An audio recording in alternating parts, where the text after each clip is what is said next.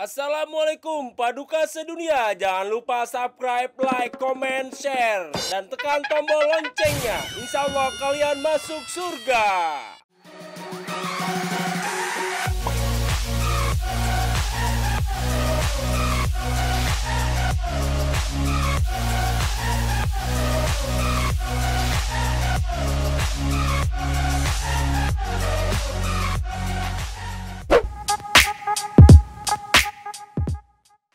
Assalamualaikum, Hebat TV, subscribe, like, komen, dan share. Yang lu ingat salah satu artis garapan bokap? Dua aja, apa? Dua aja, kayak Victor Huta Barat, terus John Tanamal, terus kemudian Oh itu? ya Garapan bokap sih? ada. Tapi gini, Kalau kalau masih kecil banget tuh, masih kecil. SD ya? Lu SD. SD kan kita ya? iya kalau itu Victoria kan masih SD. Oke. Kayak begitu-gitu. Yudika juga termasuk gitu. Oh, ada album pernah juga. digarap? Pernah. Sama bokap lu? Ada pernah sama bokap gua. Judika? Judika Yang artis si- sekarang ya, kan? si doang. Benar. Cuman dulu dia belum idol ya? Belum.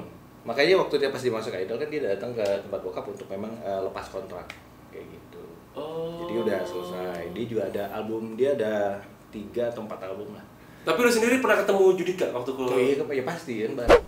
Oke. Pernah ketemu. Jadi intinya ya kalau tanya kenal Judika ya Judika yang kenal gua nggak gitu aja. Kan lebih enak gitu dong. Coba tanya. Paduka. Kira-kira Judika kenal David nggak? Iya. Coba tanya. Judika. Iya. Kalau dia nggak kenal David, siapa nama bokap lu, Fit? Almarhum siapa? Oh Dani. Kenal almarhum. Pak Dani. Pak Dani kan? Iya gitu. Jadi tetap dulu namanya waktu Judika gabung itu Nagaya Record. Record. Waktu itu berarti Judika fokus di label bokap. Iya. Ya sebutannya label atau apa, Fit? Nagaya Record itu? Label. Jadi dulu dia kan suka ikut-ikut ajang-ajang lomba apa? Lomba Bang None gitu-gitu. Enggak Ya? lomba nyanyi. Kira Bang None. Iya. Nggak tahu dia pernah ikut atau enggak ya. Dia dulu dia tuh sering ikut-ikut gitu. Terus abis itu kan bokap juga bikin kayak kompetisi lah lomba-lomba gitu. Kita Dan mau bokap nyari jurinya? talent. Salah satunya. Oke. Kan. Salah satunya dan dia memang yang terpilih. Yang salah satu lah. Iya. Dia dulu ada Judika, ada Delon, ada siapa yang kepilih gitu. Delon juga? Iya, Kia Afi. Nah, itu termasuk mereka. Kia juga, Kia. Kia Afi. Kia Afi. Iya, Tia ya? Kia. Kia Afi. Oh, iya, Kia Afi. Oh, oke. Jadi 3 ini salah satunya lah. Tapi mereka di yang berbeda ya. Kalau Delon sama Judika emang bareng gitu.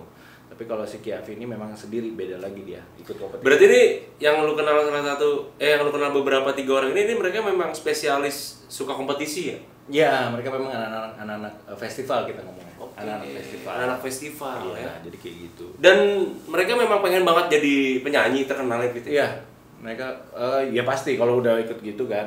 Tapi memang sih kalau yang Enggak, Fit, tapi festival kadang-kadang gitu ya nyari hadiahnya doang. iya, Gitu. ada orang nyari hadiah, ada sama orang cuma buat songong-songongan doang. Artinya gini loh, ini gue juara, udah, gue cuma mau buktiin sama orang-orang bahwa emang gue bisa nyanyi gitu kan. Ada juga yang beberapa kayak gitu, Fit. Ada. Tapi kalau mereka ini memang pengen eksis di dunia industri ya mereka. Iya, karena kalau misalnya Judika waktu itu memang sendiri kan dia datang. Kalau misalnya Delon juga sendiri, terus kemudian Itu artinya sendiri maksudnya memang nggak ada sendiri. Terus belum ada manajemen, belum ada apa-apa ya. Belum ada. Cuman waktu Judika waktu itu juga memang dia udah punya grup akapela sih kalau nggak salah. Oh. Namanya apa ya? Udah lupa sih. Nah itu sempet. Terus kemudian dari situ dia ikut Idol, ya sudah. Jadi memang apa? Itu salah satu lah cerita-cerita sedikit yang pernah ikut di label kita kayak gitu sih. Gitu. Delon, Kia, Judika. Nah, udah tuh bokap ngurusin mereka, akhirnya mereka selesai dengan karirnya di label Nagayo ya. Nagaya Record. Kemudian di situ lu waktu itu hanya sebagai apa? Pengamat profesi bokap aja atau lu pernah bantuin bokap percis entah rapin studio atau memang lu disuruh bokap apa? Nah ini, jadi sebenarnya kan bukan cita-cita juga sih untuk gua di musik gitu ya, bukan cita-cita juga. Dulu kan cuma memang waktu pertama kali kenal musik tuh SMA, terus bisa main gitar itu pertama kali kelas 2 SMA lah ya, baru bisa ya. Biasanya buat nembak-nembak cewek dah tuh ya. Nah iya tuh, gue sebenarnya Bener kan? diajarin, coba dong ajarin lagu yang gimana. Iya, gitu kadang-kadang ya. baru badan kunci cuma 4 kunci doang. Nah, iya. Kalau nggak cewek-cewek tapi gayanya udah kayak wah lu harus cinta sama gua lu gini-gini kan. Harus ya, nggak harus juga. Jadi akhirnya kan gue belajar di situ, udah belajar di situ.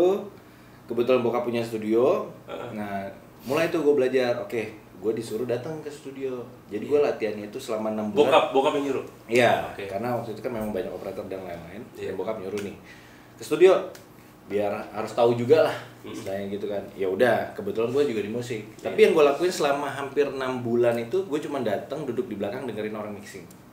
Selama 6 bulan tuh? Iya, nggak nyentuh apa-apa. Itu ngantuknya, karena zaman dulu satu shift tuh 8 jam. Sekarang kan kebanyakan 6 jam. Ya, gue cuma denger doang. Selama 6 bulan? Hampir 6 bulan. Tiap hari? Tiap hari. Gue cuma nggak tiap hari sih, seminggu pulangin 3 kali lah.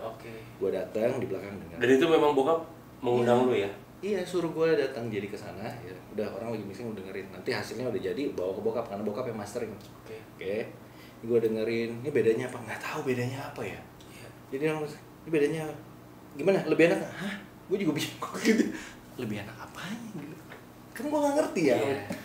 Tapi lu diutus bokap untuk datang. Jadi gitu. Jadi kayak diploncol lah. Iya. Gue suruh dengerin dulu. Kan kok dengerin ginian. Pulang ntar kasih wah. Kalau misalnya udah misalnya nggak bagus nih atau ada yang kurang gitu, nah gue diocehin tuh. Bokap kan ya tetap lo dapat beban sebesar itu. Iya gitu. Kuping gimana sih gini. Udah gue juga bingung kan. Bedanya apa? Nih bedanya tuh begini. Diajarin apa? Bokap kan Betawi juga ya kan. Jadi kan Jakarta jadi tuh kalau ngomong ya biasa lah bro, ada bahasa-bahasa Ragunan kan semuanya yang tahu tuh semua gitu. Jadi ya lu gimana sih? Udah deh, gue pulang. Wah, jadi pas ini akhirnya dengerin lagi dong. Mixing lagi. Om, ini ada kurang ininya katanya gitu. Ya udah, gue sebagai messenger lah istilahnya. Tapi gue dengerin lagi belakang tuh ngantuk-ngantuk. Ya karena lu nggak ngapain kan. Dan zaman dulu kan nggak ada handphone apa kayak mikir itu tahun 2001 2002 lah. Jadi bener-bener ya.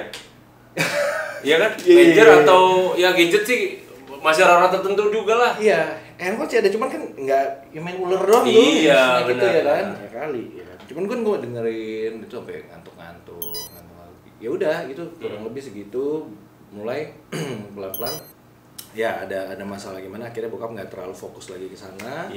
Terus mulai satu-satu kan berkurang tuh orang-orangnya berkurang, akhirnya mau nggak mau gue sendiri yang turun.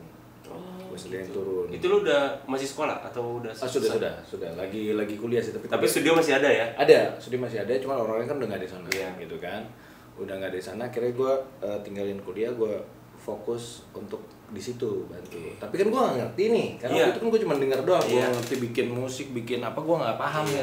Proses dari awal gue nggak paham ya. Paling gue cuma ngerti kayak apa ya, ngopret gimana deh, gitu doang. Ya kan, ngopret gimana? Karena waktu itu kita pakai MC 500 tuh. Kalau orang zaman dulu tahu deh MC 500 untuk bikin drum di situ. Modelnya kayak mesin tik gitulah. Oke gitu sih. Iya, kayak mesin tik. Analog masih? Analog. Jadi memang itu udah semi digital, cuman itu keluarnya tahun 88 ya atau sampai. Lalu David ngopret karena tim dari bapaknya udah mulai surut. Nah, keadaan itu bagaimana pada saat itu?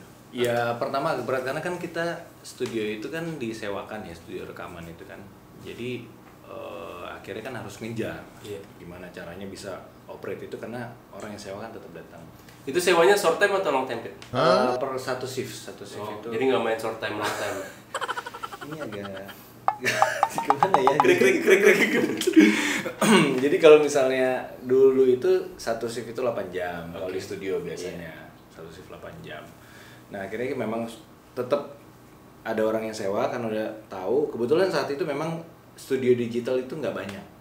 Studio digital karena itu masa peralihan. Bokap tuh termasuk punya almarhum bokap tuh termasuk punya studio yang udah teknologi yang teknologi maju. Jadi kita pakai VS 1680. Ini yang dibanding studio yang sejenis tuh teknologi bokap, almarhum bokap masih oke ya? Betul, jadi kita memang bokap waktu itu memang studio yang digital yang kurang lebih tuh kalau di Indonesia tuh masih masuk yang 3 pertama lah kurang lebih ya kan. Tapi kita juga nggak gampang jualannya karena orang dulu identiknya kalau studio digital itu tipis. Tipisnya maksudnya hasilnya tipis. Jadi nggak tebel suaranya. hasil rekamannya sebenarnya tebel tipisnya itu tergantung dari ini sih. Kenapa orang bilang kalau analog tuh tebel karena dia ada noise di situ. Jadi kesannya tebel. Terus kemudian kalau misalnya Ini kan kita ada. Kalau digital kenapa tipis? Ya, mereka tipis. Karena clean kali ya. Iya, jadi kesannya tuh kurang dapet lah. Atau juga pada saat di proses selanjutnya kan noise itu bukannya dihilangkan. Iya betul, tapi sekarang lagi in lagi loh. Jadi sekarang justru ada dipakai. Sekarang musik lo-fi itu maksudnya adalah itu yang ada noise-nya. Noise-nya sekarang biasa pakai suara hujan, pakai suara apa dia. Oh, itu kategori noise ya? Iya. Soalnya buka pintu. Iya, bukan. Jadi selama lagu itu berlangsung kayak lagu Billie Eilish, kalau misalnya yang lagu barat, kalau lagu Indo itu kebanyakan yang indie itu mungkin si kayak anak-anak sekarang tuh banyak dia pakai suara noise. Jadi kesannya tuh kayak bedanya gini, kalau lo-fi itu kayak suara kaset. Kalau kita kan dengar CD kan clean ya. Iya. Nah, kalau kaset tuh ada oh, ada gitunya. Itu sekarang lagi tren. Tapi zaman saat itu ini sebenarnya balik lagi ke zaman 2000 zaman 90-an sih. Jadi orang butuh suara noise itu. Kalau sekarang. Nah, kita balik lagi zaman itu agak susah jualan karena digital ini cenderung tipis mereka ngerasanya. Jadi kita agak susah juga jualan. Cuman yang memang suka untuk maju gitu, saya suka yang modelnya clean gini nih. Itu mereka datang ke studio Boka biasanya datang. Itu salah satunya JMF Sunda, kan Jimmy Tetar Soleh yang bikin poco-poco tuh.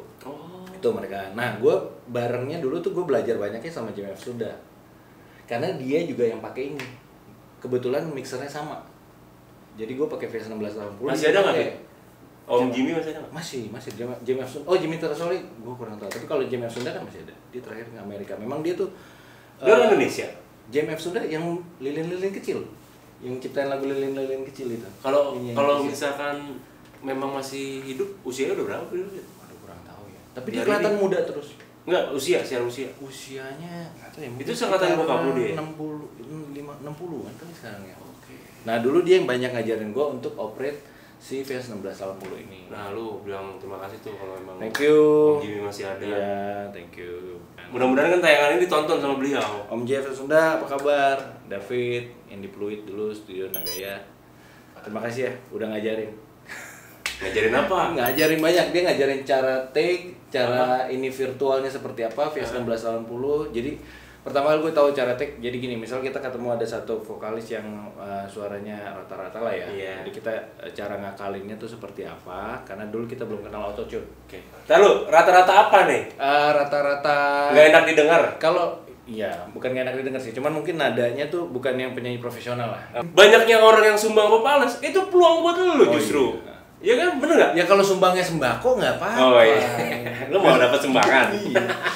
Kalau lu sumbang suara yang sumbang, ya kan.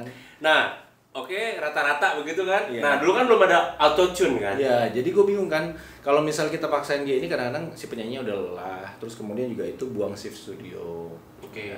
Gimana caranya? Akhirnya dia ada kasih tau lah beberapa trik. Ya udah kita take dia nyanyi satu lagu berapa kali take. Jadi kita ada backup dari suara-suara dia. Oke, jadi mungkin ada yang bagus di situ, ada yang enggak, ada yang bagus. Ke belakangnya nggak bagus semua tuh gimana? Apanya? Iya, ke belakangnya nggak bagus semua tuh gimana jadinya? Oh, itu baiknya sih sebenarnya ganti vokalis. Udah, angkat tangan aja ya. Angkat tangan, kamera udah. Pulang dengan selamat ya. Biasa gitu. Tidur dengan nyenyak ya kan.